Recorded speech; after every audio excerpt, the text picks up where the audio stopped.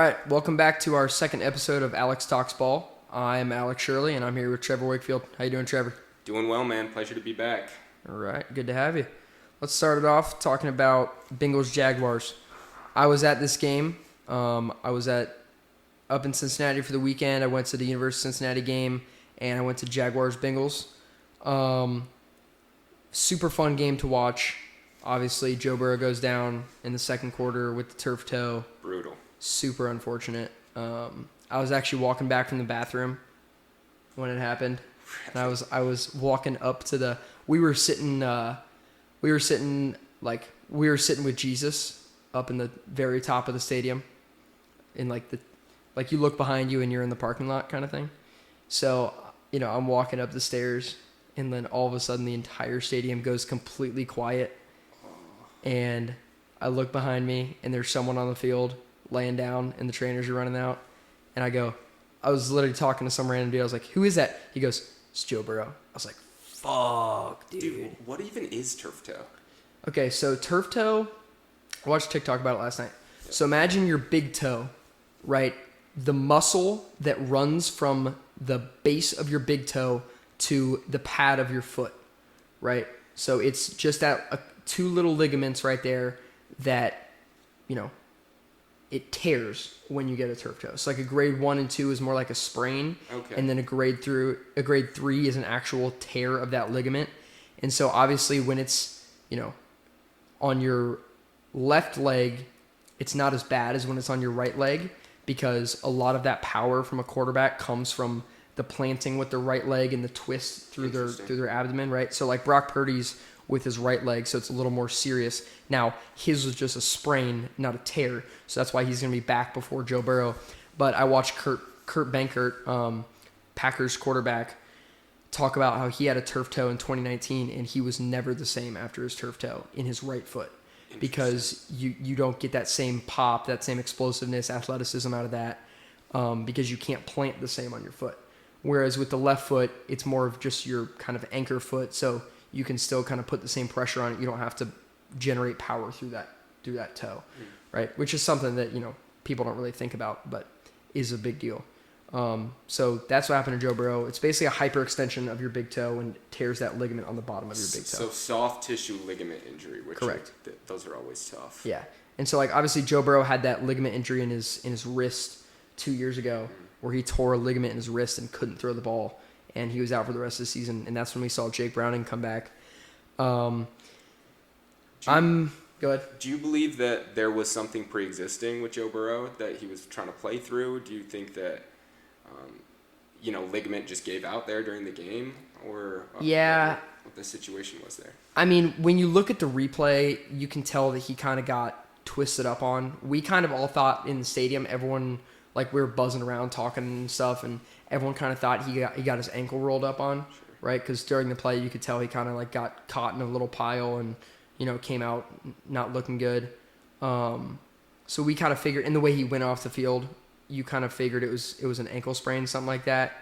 And then obviously everyone's checking their phones and stuff during the rest of the game to try to figure out what's going on with that. Is it serious? Is it not? Is he going to come back? Because at the time we were down, and so we were like, fuck, is Joe coming back? Are we going to win this game, kind of thing? But I don't know if it's pre-existing, because it's one of those things where, it's like an Achilles or an ACL. It's just one of those things that just, you twist it wrong and it just happens like that. Do the Bengals play on turf? They do play on turf. What are your thoughts about that? I mean, obviously I've, never played football at any sort of high level, but you hear the NFL players and most of them talk about not liking to play on turf. No, how bad that AstroTurf is. Yeah. I mean, it's a layer of thin grass over concrete, basically, is all it is. It's like plastic with little fucking turf in it. Right, dude. And so you see all of these teams, or all of these players rather, who are, I guess, not really petitioning, but asking NFL why the turf fields. You see them able to switch it out, go to grass fields for other sports, like soccer. Yeah. Even when it's being played in, stadiums like in New York, where it's traditionally turf. Why do you think that the NFL isn't willing to invest in grass fields for their players? Honestly, it doesn't really make sense to me. Like, my thought process here is if you're going to pay your players millions and millions and millions and millions of dollars a year, you're investing in these guys. Why couldn't you pay a couple million one time to invest in their health by putting grass on the field? So the only argument that I've ever heard is that the cost of maintenance to repair grass is so high that it's not worth it, which makes no sense. Because when you're, like you said, dude, when you're investing hundreds of millions of dollars into these athletes, you'd think that you'd want to protect them in any way that you could. I mean, you see the NFL making all sorts of rule changes to protect quarterbacks, changing rules for kick returns and special teams to prevent injury, and it seems strange that they would not move to all grass fields to help protect some of these superstars and major revenue generators for the league. Yeah, it's especially and you look at a guy like Joe Burrow. I mean, that's huge not only for the league but for the Bengals organization. And you think as an organization, if you're going to invest all of this money into Joe Burrow and into these skilled receivers like Jamar Chase and T. Higgins, that you got to protect their joints, you got to protect their ligaments. And unfortunately, dude, these turf fields just seem to be, pretty hard on players. Yeah, I've got the stats. I just pulled them up. Players have a 28% higher rate of non-contact lower extremity injuries on artificial turf versus grass. Yeah, dude, that's 32% higher on non-contact knee injuries on turf than grass. 69% higher non-contact foot and ankle injuries on turf. Sheesh. I mean, that's a quick Google search. Yeah, dude. I mean, the stats speak for themselves. Yeah. I mean, it genuinely makes no sense to me. But dude, I wish Joe Burrow the best. Hopefully, he can recover quick from that turf toe. Agreed. So he's out 3 months, according to the NFL doctors. Obviously Jake Browning threw 3 picks in that game, I believe. But he looked pretty good. I made a TikTok it was on the YouTube video. I talked about the stats of the Bengals O-line blocking for Joe Burrow versus blocking for Jake Browning. And the Bengals offensive line's PFF grade is almost 30 points higher blocking for Jake Browning than it is Joe Burrow. Why do you think that is? My thought on that is that Jake Browning gets the ball out really fucking fast, and Joe Burrow holds the ball forever and ever and ever. Amen. Now it could also have something to do with the offensive play calling for Jake Browning versus Joe Burrow. I would assume that you want Jake Browning to have quick reads and a simple offense to digest versus Joe Burrow, who's a very good pre-snap quarterback and has a lot more time to break down that play before it happens. Sure. And you want to give him the reins to kind of have a more complicated set of plays. Whereas with Jake Browning, you want him to have those quick reads and a simpler playbook, so it's easier to get the ball out fast. That's interesting to me because I said it during this game, like, we've invested so much money in this O-line. We've brought in, I think we brought in 5 new offensive linemen this offseason. Dalton Risner, Lucas Patrick, Dylan Fairchild, Jalen Rivers. So I guess 4. And we've invested in it. We drafted Marius Mims last year. We signed Orlando Brown Jr. 2 years ago. And man, this offensive line just still can't block for Joe Burrow. I don't know. What do you think about that? I mean, I think that it is important that they go out and they bring guys in for Joe Burrow, but I think there's also something to be said for having a cohesive group that's been together, working together for seasons. I think that throwing different pieces into something that is as communication heavy as an offensive line is, the communication has got to be there. You've got to be able to work as a group. I think that can take time. Yeah. I see the same thing with the Steelers with some of these guys that they've drafted, other guys that they've brought in, and it just not immediately clicking in the way that we would have hoped. And like I said, I think it comes down to time, to development, to communication, to leadership on the offensive line.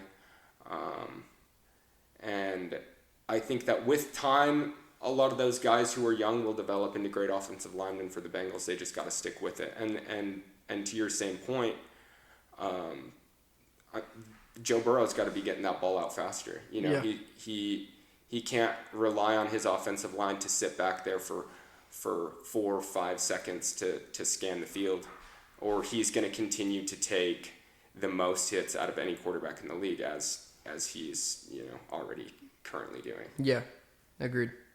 I don't know. I think if Jake Browning can get, we're 2-0.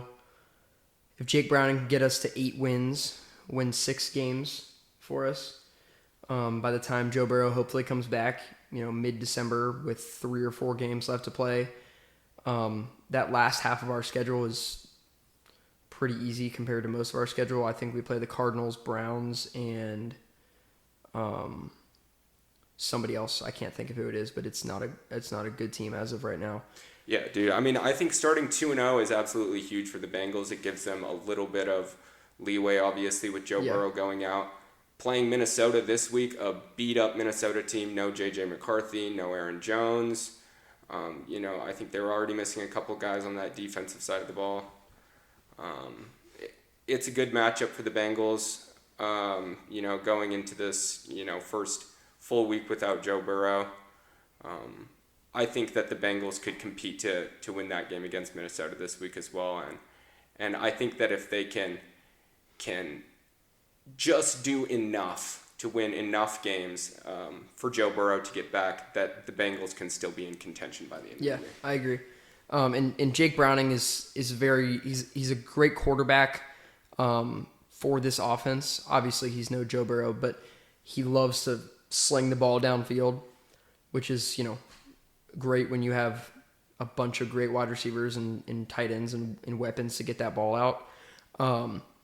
I was telling you, I think Jake Browning is the number 1 Jamar Chase fan in the world. Like, he freaking loves to get that ball to Jamar Chase, which you can't blame him. I mean, being a top 2 receiver in the league.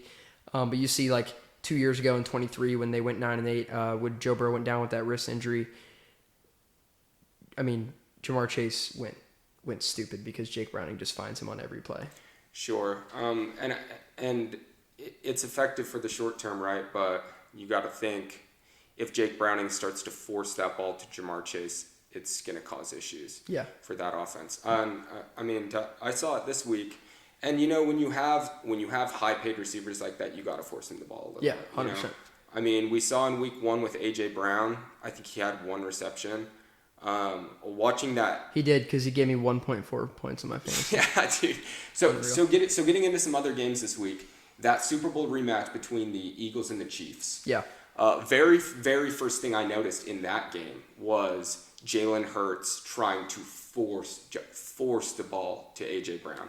And it made me wonder immediately from the jump. I mean, obviously A.J. Brown's a dynamic receiver. You want to get him involved. They didn't get him involved week 1, and I wonder how disgruntled A.J. Brown was felt about that coming into week 2. You see what I'm saying? Yeah.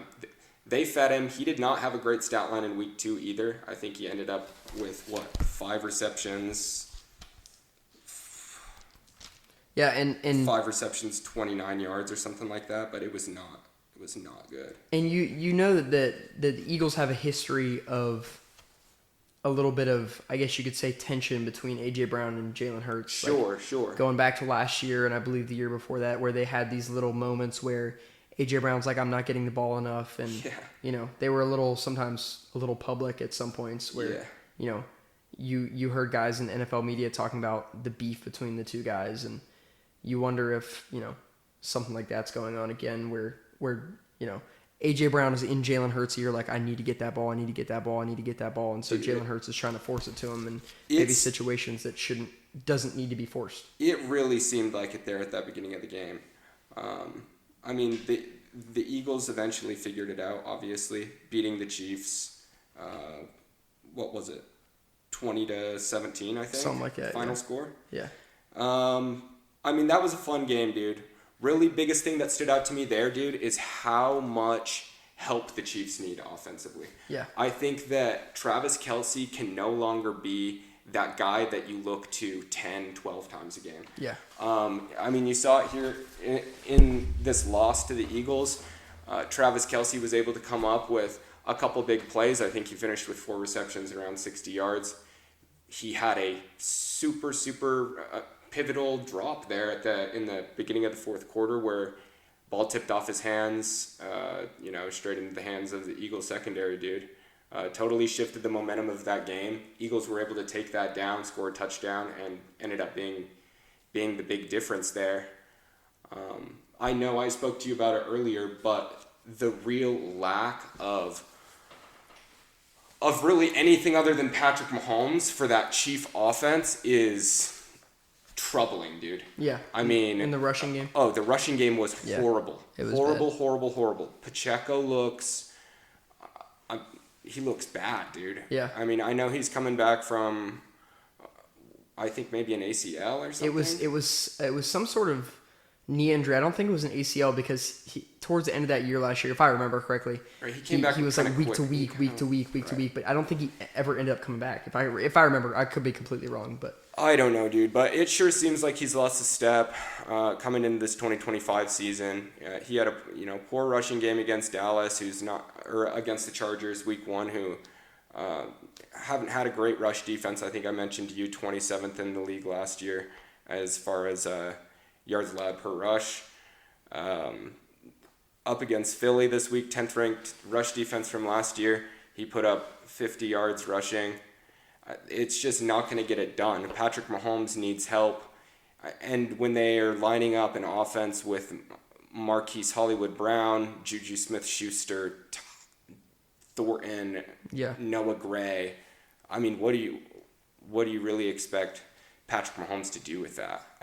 I think I made a TikTok at the beginning of the season when fantasy drafts were still going on, and I said, obviously, Rashee Rice is going to be out 6 games. Draft Travis Kelce because he's going to be old reliable for Patrick Mahomes. Now, you take away that one target and open up a more target share for Travis Kelce. However, if you take away too many targets and you have to target Travis Kelce the whole game, every defense knows that. So Xavier Worthy goes out and now you're down 2 receivers and Travis Kelce all of a sudden becomes the number 1 option instead of the number 2 option behind Xavier Worthy.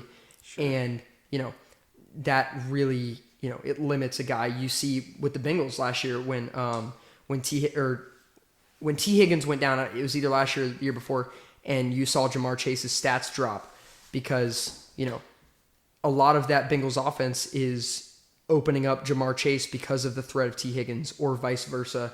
Whenever, you see the Broncos game last year, whenever Jamar Chase didn't have a super good game, but T. Higgins was open on every snap because they were trying to completely contain Jamar Chase. So, the concept of taking away one wide receiver and opening up the game for another works to an extent. But if you take away too many weapons, you have to imagine that main weapon just gets completely shut down in Travis Kelce, sure. Which is what you saw with the Eagles, I believe. No doubt. I mean, I look for the Chiefs to bounce back here in week 3. Yeah. I mean, I think they're playing the Giants, which is a good matchup for them. The defense looked really strong, I will say, against Philadelphia. Jalen Hurts is yet to throw a passing touchdown this year. Dude, crazy. Yeah. And he did not look great in the passing game there against Kansas City. I think he threw for just over 100 yards, 101 yards or something like that. I know we talked about pre-show Chris Jones at the end of the game talking shit to Jalen Hurts over the line. What did you think about that, dude?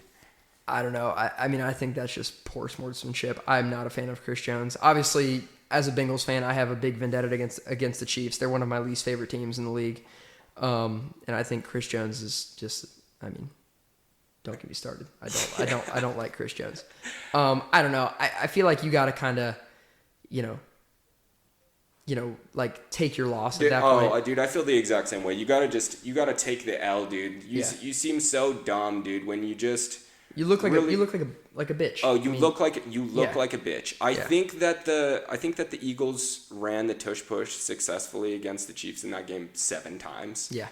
And you got Chris Jones right there at the center of it all, who's getting pushed around, talking shit about you didn't have 100 yards in the game. I don't really even understand how that's relevant.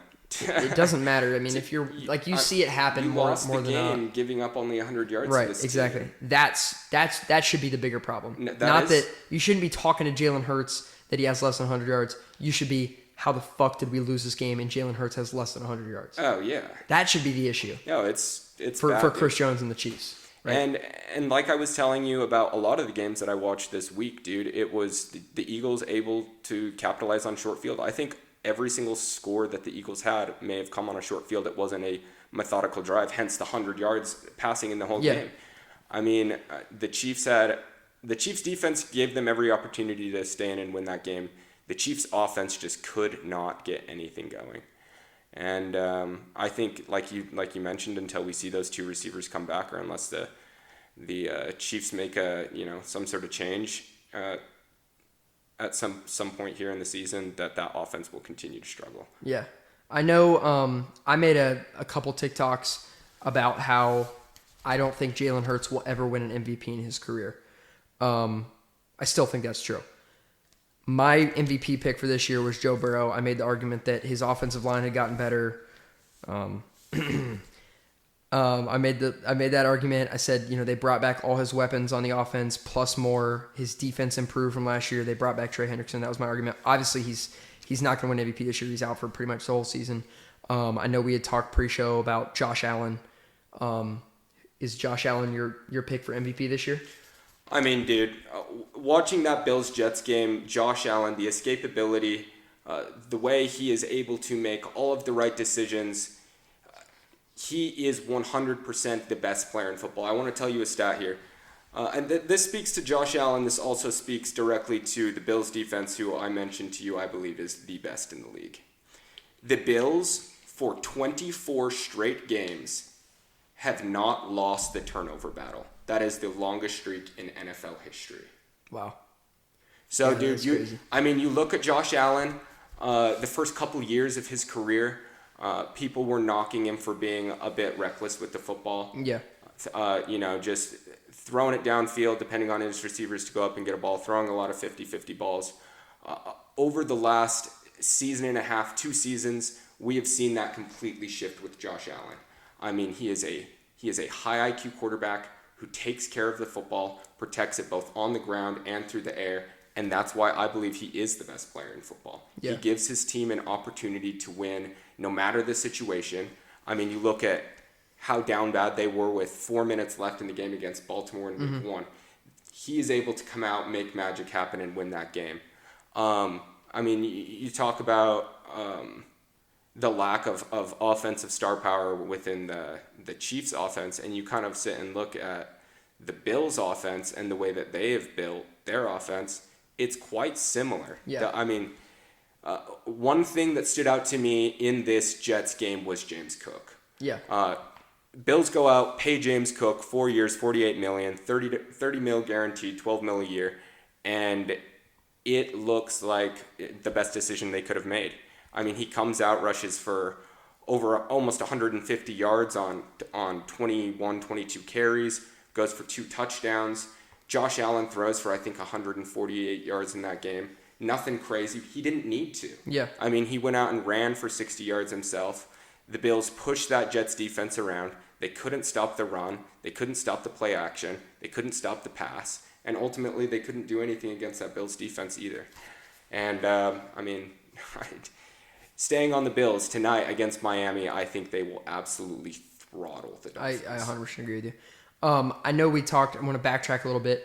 I know we talked about Josh Allen being turnover prone earlier in his career. Do you think, obviously I think Josh Allen's a better player now than he was coming in to his career. Do you think the lack of weapons in his wide receiver room contributes to the like he has to be smarter with the football since he doesn't have a prime Stephon Diggs in his lining up with him? Does that make sense what I'm asking? Like when you have a player that you can count on to make a great crazy play, do you think you can be a little more reckless with the football, and that's maybe contributes to Josh Allen's turnovers earlier in his career, whereas now with Keon Coleman and Khalil Shakir, they're good wide receivers, but they're not prime Stephon Diggs. He has to be a little more smarter in his placement. Yeah. Does that make sense? I mean, no, it definitely does. And in my opinion, it goes back to exactly what we were talking about earlier. With some of these star receivers being a little bit of divas, getting disgruntled with their teams, wanting that football more than they really need that football. And I think with that, you saw Stephon Diggs, you saw the relationship between Stephon Diggs and Josh Allen get messy. I mean, similar to what you're hearing about A.J. Brown and Jalen Hurts going back to last season. I think that not having that Stephon Diggs on your team, in your ear, give me the ball, I need the ball here, I was open here, I was open there, puts less stress and strain on the mind of Josh Allen. Right. He doesn't have that guy who's demanding the football, therefore he is able to make throws to many different receivers, tight ends, people spread on the field. Around. Exactly, that the spread of the ball. Yeah. And I think that is what has made that offense so successful. Yeah. I mean, there are not a lot of high-paid, prolific offensive weapons, but they're guys who know their role and do their job. Yeah. And that's what they need to do to win football games. That's what any team needs to do to win football games. And we talked unselfishness. Yeah, we talked about like the key to spreading the ball around is so important in an offense. And I know we talked about John Morton, Detroit's offensive coordinator. I believe you said they had 6 ball carriers with positive rushing yards in that game versus the Bears. I mean, that's really a prime example of spreading the ball around to generate offensive success. What did you think about that game? Obviously, Bears absolutely got. Well, going back to last episode, I think both of us, there was a little moment where we were asking ourselves, who's calling the plays here in Detroit? That's an exact quote. I think neither of us had any idea. I know now. John Morton, he was the passing game coordinator in Denver under Sean Payton last season. He had previously been with Detroit in 2022, which is how he has that connection to Dan Campbell and Jared Goff under that Ben Johnson offense. And a lot of the creativeness that he was using reminded me of what Ben Johnson would do, spreading the football out to everyone. Like you said, 6 different positive ball carriers throughout that game, 8 different receivers with receptions from Jared Goff. I mean, that's crazy. Oh, it's crazy. You're talking 14 players with positive yards for the Lions. I mean, that's and some of them might overlap a little bit. You know what I mean? The rushers for sure. and the receivers. But yeah, dude. I mean, spreading the ball out to everybody on the offense, and look what it does for you. They go out and they score 52 points, dude. And it's hard for a defense to. I mean, you game plan for your top 3 guys and your top running back. I mean, you have to think how unbelievably hard it is for a defense to keep track of. We'll call it 12 different people on the Lions offense that are getting targets in this game. Oh yeah. And when you have, when you have an offense like that in a limited defense like the Bears, that's a recipe for, for unlimited success for the Lions and absolute domination. 100%, dude. And at some point in that game, the Bears defense just gave up, dude. Yeah. They gassed out and they gave up. It was like, enough's enough. We're down 30 points. You can go score again if you want. Yeah. I mean, that's genuinely what it seemed like. You had Jamison Williams running wild, Amon-Ra St. Brown running wild. Yeah. Jahmyr Gibbs. I mean, Amon-Ra had 3 touchdowns. Oh yeah, three tutties. Yeah. Crazy. And he is really the key to that offense. When they're able to get the ball in Amon-Ra St. Brown's hands, throughout the possession, he really helps maintain these drives. You see when they go to the rushing, when they overly use the rushing attack, the Detroit offense is a lot less successful. I think, I don't know if I mentioned it yet, but Jared Goff, 5 incompletions total throughout the entire game, 0 in the second half. I think he went 9 for 9. Overall, he was 23 for 28, 334 yards and 5 tutties. Yeah.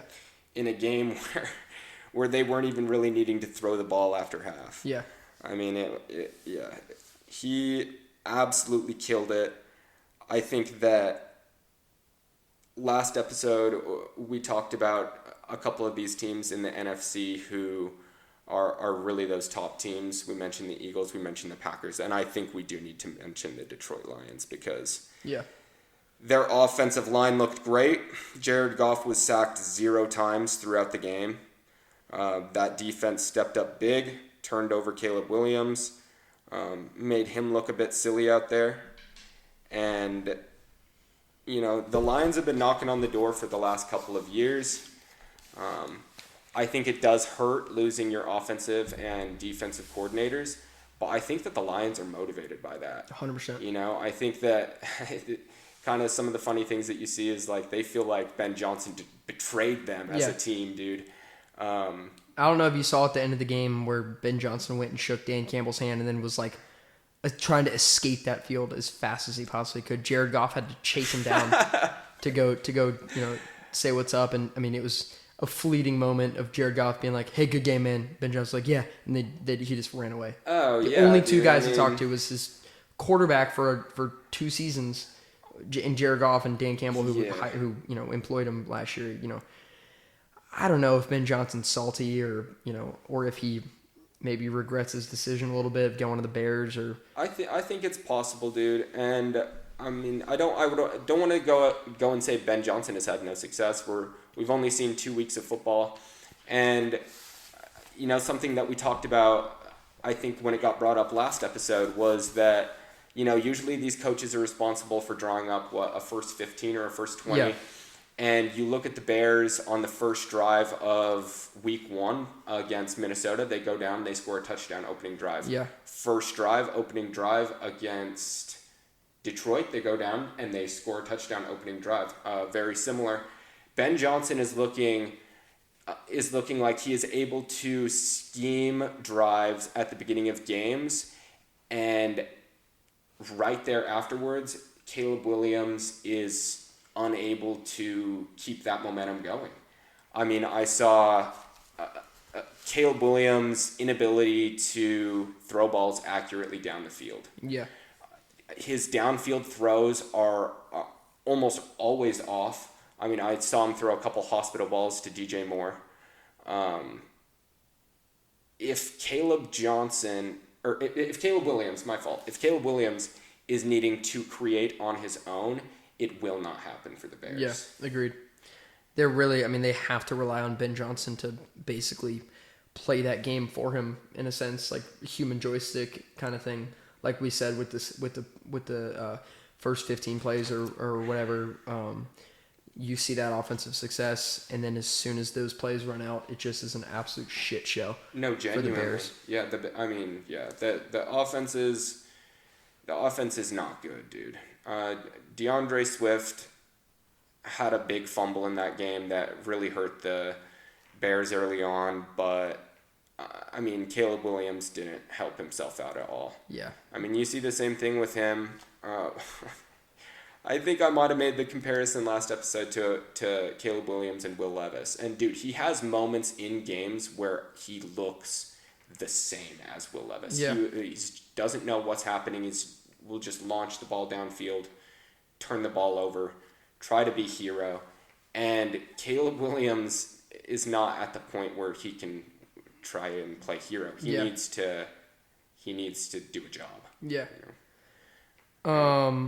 I want to talk about Daniel Jones. Okay. Mr. Indiana Jones.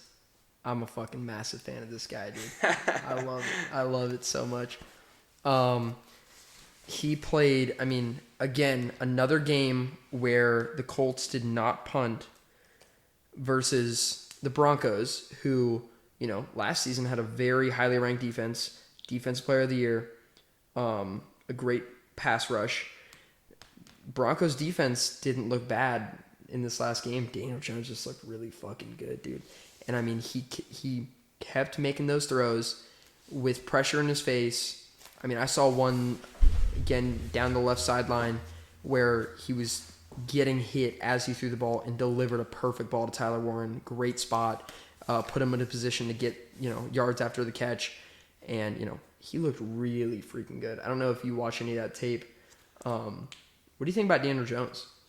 Yeah, dude. I mean, we got into it a little bit last week. I wasn't able to watch a lot of that Colts Broncos game this week. Obviously, the Colts pulled it out, 29-28, I believe? I believe so, yep. Yeah, 29-28. I think, game-winning field goal? It was a game-winning field goal. So I believe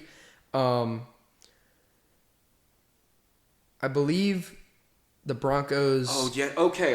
The Colts missed a field goal. That's right. There was a penalty, and then he made the field goal to win the game. So we had a 60-yard attempt, and the Broncos player tried to leverage over the top of the center, jump the line. And obviously you can't do that, especially if you make contact with the center. 15-yard flag moved him from a 60-yard field goal to a 45-yard, really chip shot. Yeah. And he drilled it for game. Yeah. No. Okay, yeah, I'm remembering now. I watched the end of that game. I didn't watch a lot of Daniel Jones throughout. I mean, obviously, Colts putting up big numbers on the offensive side of the ball against, a great Broncos defense. I think Pat Surtain did go down at some point in that game. Oh, I did not see that. I don't know if he ended up ever coming back. But no, dude, that Broncos defense is legit. You saw it last year. They stepped up big. And I think for the Colts and Jonathan Taylor to have ran down their throats for 165 yards, an average of almost 6.5 yards on the ground per carry. I mean, if the Colts are able to maintain that, they're gonna be unbeatable. I mean, their strength of schedule. I made a TikTok about this yesterday. The Colts' strength of schedule is 25th in the league. I was looking at it. They don't really play another elite defense that I can remember for the rest of the season. The Broncos is probably the best defense they're going to play all year.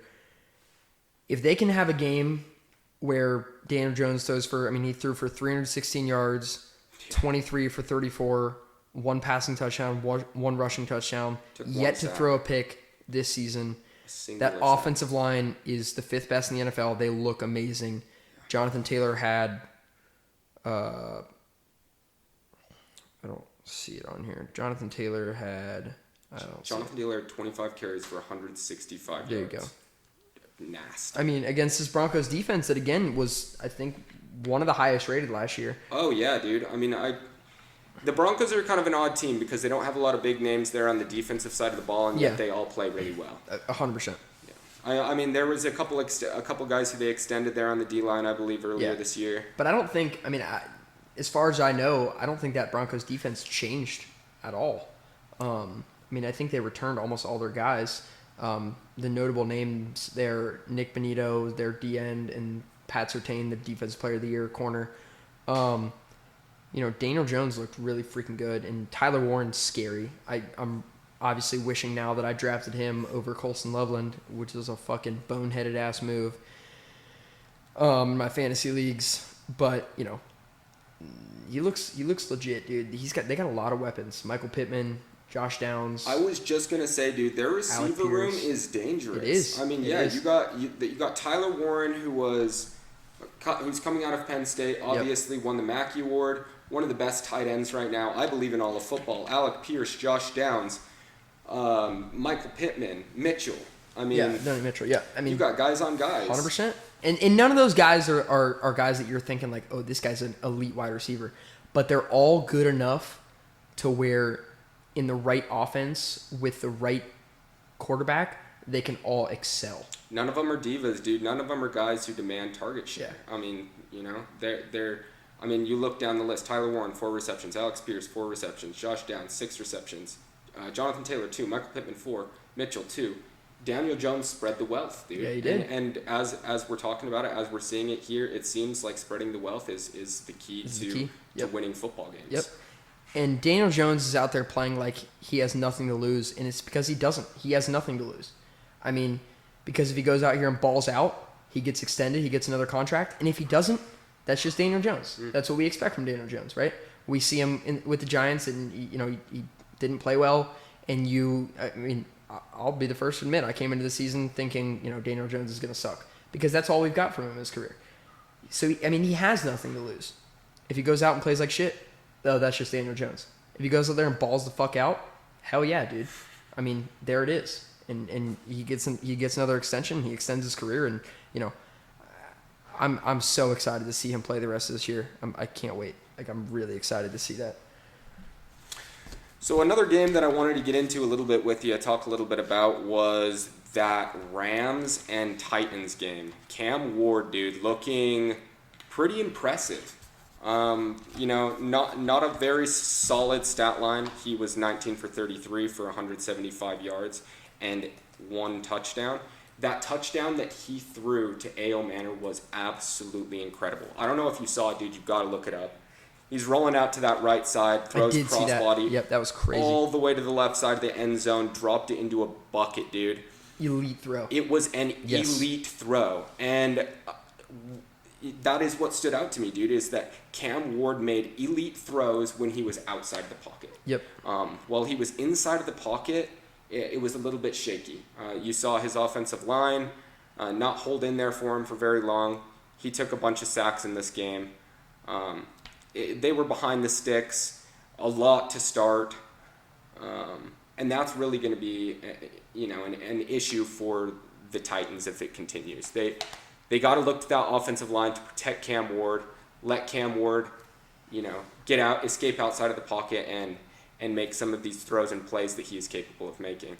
But I'll tell you what, dude, watching a lot of his tape, he reminds me of almost a spitting image of Kyler Murray rookie year. I mean, you see him running around there like a little mouse in the pocket. Yep. Same number. He almost looks like the same player out there. I think that with a lot of these veteran receivers that the Titans have, Cam Ward rather, could have a decent year. Yeah. One of these receivers that I wanted to talk about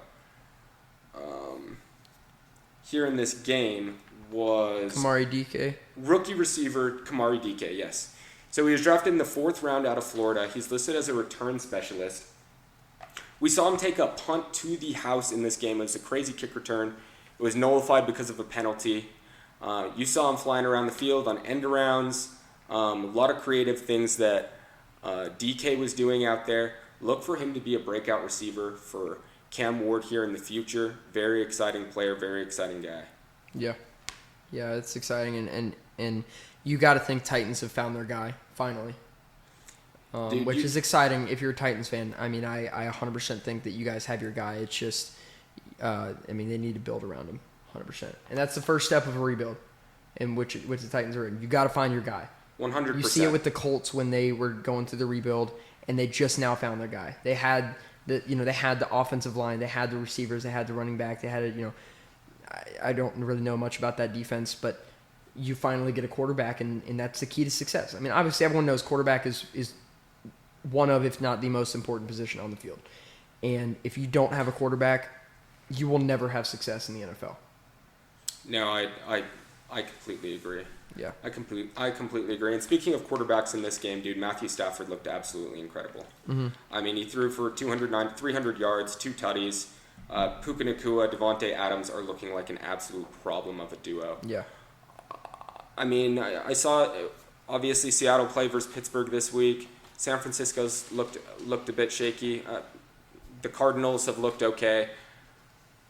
I really could see the Rams winning this division with ease. I don't see why not. Honestly. Yeah. The defense, the secondary did not look good.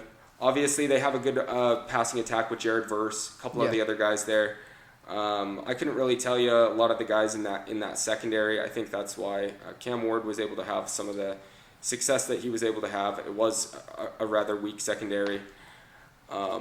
But that Rams offense is creative, and they are explosive, dude. Yeah. And you look at the Titans. They had half of the passing yards that the Rams had. Yeah. I mean, they had 143 passing yards. Rams had 290. And I feel like the key to this game was the red zone efficiency. Rams scored in 3 of 6 red zone trips. Titans scored in 1 of 3 red zone trips. Yeah.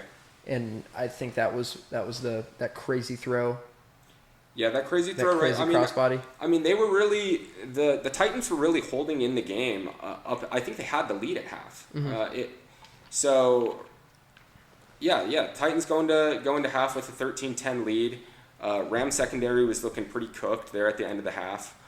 And then the Rams come out of the half. They weren't able to run the ball at all successfully until that second half. They turned away from Kyron Williams, who is on my damn fantasy team. Yeah. Fucking shit and bricks. Go pick up Blake Corum off the waiver. I'm saying, so that's my call out right here, dude. Before long, I believe that Blake Corum is going to be the lead back here for this Rams offense. They started to feed him there at the end of the game. You saw it in the passing attack. You saw it in the rushing attack. He took 5 carries for 44 yards and a touchdown there at the end of the game. I mean, Kyron Williams is looking inefficient. They drafted Blake Corum out of Michigan, obviously a national champion. Yeah, I believe he had injuries last year. He did have a few injuries last year, so we didn't really get to see flashes of his full potential, but I think we're starting to see how Sean McVay wants to work him into this offense. The plan was, I don't think the plan was ever for Kyron Williams to be the guy. He kind of got drafted by Los Angeles. I think he was a late round running back who ended up just kind of panning out. Yeah. So it's not like they have a whole lot of investment in Kyron Williams at this point, which is why I truly believe that they will and could look to turn to Blake Corum for the primary running game the rest of the season. Yeah. Let's go to the other Western Conference. Chargers Raiders. Geno Smith looked fucking awful. I was watching that game after I got back from Ohio. Geno Smith obviously threw a pick on the first play of the game. That one, got a little tip drill, but he continued the entire game to put the ball in traffic, in trouble situations. He looked like he was fucking hammered. It looked like he forgot that he had a game that day, and he was out day drinking with his boys. And then Coach and Pete Carroll called him and was like, "Yo, Geno, you got to get up to the facility, buddy. We got a game tonight." He's like, "Oh fuck," and he went out there and just completely shit the bed, dude. No, I'm surprised he didn't get benched. It was bad. You see it from the first pass attempt of the game getting picked off. Sure, say what you will about that interception, but watch the rest of the tape. Geno was throwing it into double coverage every single drive that the Raiders had. Yeah. It was horrible to watch. I think I watched 3 possessions of the Raider offense and immediately ran to Bovada to live bet the Chargers money line. Yeah. Dude. It was a cakewalk for Jim Harbaugh and the Chargers there against the Raiders. And what do you think about rookie running back Ashton Genty? They haven't been able to get the run game going a whole lot with him. I don't know if you saw the play there in that game against the Chargers where he just made no effort in the pass protection for Geno. See that. Yep, I did see that. It was a little bit rough to see out of your 6th overall pick. But I know Genty's a hard worker. I believe, Genty will turn it around, but he can't do it by himself, dude. He's going to need some help from the rest of this Raiders offense, and especially that offensive line, dude. And you see when Genty has the ball in his hand, he's absolutely a difference maker. But anything else, he's out there just running around. Sure. The pass pro reps did not look great from him. Obviously he's a rookie. He's got some stuff to work out. He didn't play a lot of high competition in college, which doesn't. It's not necessarily a bad thing, but when it comes to the little stuff like pass protection and stuff like that, you have to think there's gonna be some growing pains there. Something that I do kind of want to highlight, and something that I noticed from watching the slate of games through week 2, is a lot of these rookie running backs making mistakes. Yeah. And not just Genty in the pass protection. I mean, you saw Caleb Johnson basically lose the Steelers the game on the special teams muff. I noticed Trayvon Henderson in the Patriots game with, I think, 4 holding calls, maybe more. Yeah. You saw Omarion Hampton with a fumble there in that Chargers-Raiders game as well. And it just goes on and on. And like you mentioned, dude, and like Mike Tomlin and Aaron Rodgers mentioned after the game, young players are gonna make mistakes. Yeah, it happens. Yes. 100%. Yep, 100%. I'm interested to see what happens with Geno Smith going forward. Obviously, he played like dog shit. You think they put him in one more week if he plays like shit again? Now he did. I mean, it was the worst game he's ever had in his career. It happens, right? Like. Yeah. You play bad games, but that looked more than just unfortunate interceptions and some bad play by the offensive line. Like, you could tell that he was trying to force balls in places that just shouldn't. I mean, he should have thrown 5 picks that game. Oh, easily, dude. He had a couple that were just absolutely dropped and straight up. I mean, just throws into double coverage that should have been picked off. 100%. There's a lot more wrong with that offense, I believe, than just Geno. I personally am a Chip Kelly hater. Say what you will about what he did at Ohio State last season for your boys, but I mean, he is yet to be a successful NFL coach. He's failed in basically every opportunity he's ever been given, whether it was with the Eagles, whether it was with San Francisco, and so on, dude. Yeah. Chip Kelly is not a great coach. I thought it was funny there on the broadcast. They had Tom Brady up in the booth wearing the headphones, and the commentators were talking about how Chip Kelly has been really utilizing Tom Brady and trying to pick his brain multiple times a week. About different schemes of defensive coordinators who he's faced throughout his career. And then, funny enough, I don't know if you saw this, Pete Carroll was asked about it after the game. About Tom Brady? About Tom Brady and Chip Kelly working together multiple times throughout the week, and Pete Carroll essentially just said that it wasn't true. He's like, really? We utilize him and we talk on a consistent basis, but no, Chip Kelly and Tom Brady are not working, in a room 3 times a week. Right.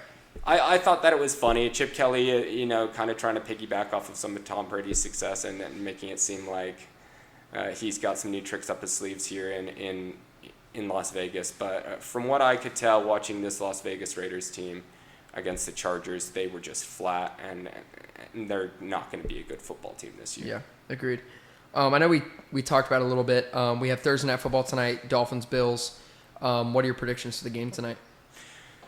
So I think I have a note here that I wrote down after watching that Patriots-Dolphins game. That at one point through the second quarter, the Miami Dolphins had allowed a score on 13 consecutive drives. I think I mentioned it early on in the pod that I believe that the Miami Dolphins have the worst defense in the National Football League. Just with this complete Bills team, I think that Vegas has them spotted at 11.5. I don't think that is enough points. Really? I like the Bills by at least 14 points against Miami. I think that's 100% fair. In a conversation that I was having yesterday at the club with Chris had mentioned how the Dolphins have been a team who have beat the Bills at least once in their 2 matchups of the last 4 years. Yeah. They have beat them once each year.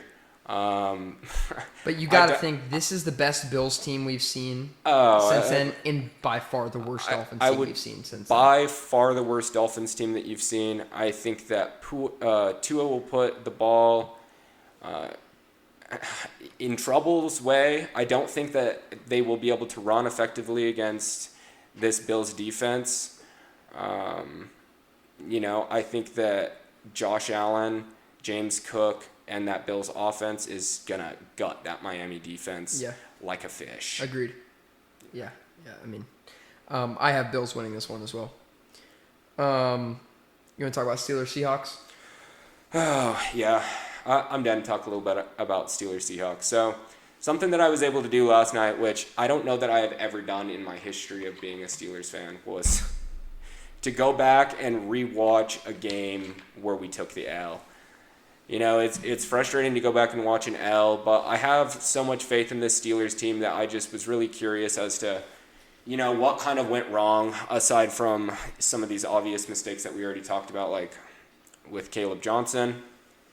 I mentioned how I believe that the Miami defense is one of the worst defenses, or the worst defense in the National Football League. Statistically, that argument could be made for Pittsburgh at this point. Yeah. I mean, giving up as many points as they gave up to the Jets, with the way that the Jets' rushing offense and passing offense looked against the Bills. And then, you know, with how we let Sam Darnold dice up our defense, and then obviously those running backs getting after it in the second half and running all over us. It's just not Steeler football, man. A couple things that I obviously mentioned to you just watching the tape is just a total lack of discipline on the defensive side of the ball, dude. I mean, you'll sit and you'll kind of establish what the defense is doing, what zones they're running, whether it's, you know, it seems like we always have guys that continue to over pursue. I think that it's really important with such a veteran group and with such, you know, a group that has so much talent to trust in your teammates and to stay on your assignment, you know, whether that's, you know, stay home and protect the backside or, you know, don't over pursue on a play action on, you know, whatever it may be. If you're lined up, if it's man coverage, like I mentioned, you see Jalen Ramsey kind of trying to disguise some of these coverages, getting himself out of position to where they're just able to, you know, see it pre-snap and take advantage of it, you know, as soon as that ball is snapped, getting it out to the receiver. I think that the Steelers need to be more disciplined on the defensive side of the ball, and I think that they need to trust one another. I think that that'll make a world of difference for our team because I like our offense. Yeah. You How know, do you feel about Aaron Rodgers' play so far this year? I think that Aaron has looked good this year. You know, Aaron's the type of quarterback who sometimes can get frustrated with his coaches at times during games. Yeah. Just because he is such an elite game manager, there's going to be times where he disagrees with, you know, whether it's Tomlin or Arthur Smith. And I think we saw that a little bit in the game this week. We just can't have that. You know, whether it's Rodgers frustrated with coaching or whether it's Rodgers frustrated with the receivers for kind of screwing up where they're supposed to be, we really look to him as a leader, and I've been impressed by his play so far. I think that he can continue to put the Steelers in positions to win games, but he can't do it on his own. He needs the defense to step up. We can't be giving up 30 points a game and asking him to try and match that. That's why we have one of the highest paid defenses in the league, is so that we can, you know, manage games, win games with our defense, and, you know, therefore help our offense by putting them in, you know, good positions, whether it be winning the turnover battle or giving the offense a short field. With that being said, I think that Rodgers will keep us in a lot of games, but I think that in order to win those games, we need the defense to be even 50% better than they have been. Yeah. I mean, it's just, you know, it's been really bad so far, and they're going to need to turn it around if they want to compete in the AFC North this year. Otherwise, it's going to be a rough year for Steeler fans once again. 100%. All right, let's wrap it up here. Let's do a little summary. Dolphins, Bills. We both got the Bills tonight. I'm excited to see Josh Allen. Bengals, Jags. Rest in peace, Joe Burrow's toe Burrow.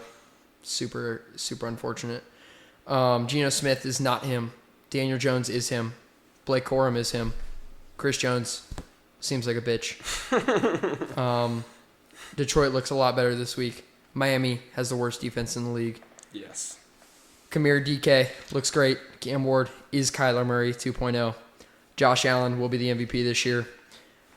And there it is. There it is, dude. Thank you guys for listening. Trevor, thanks for coming on. Of course, dude. Appreciate Thanks for it. having me again. Next Thursday, guys, we'll see you back here. Same time, same place. Thanks for listening. Yes, sir. Dunzy.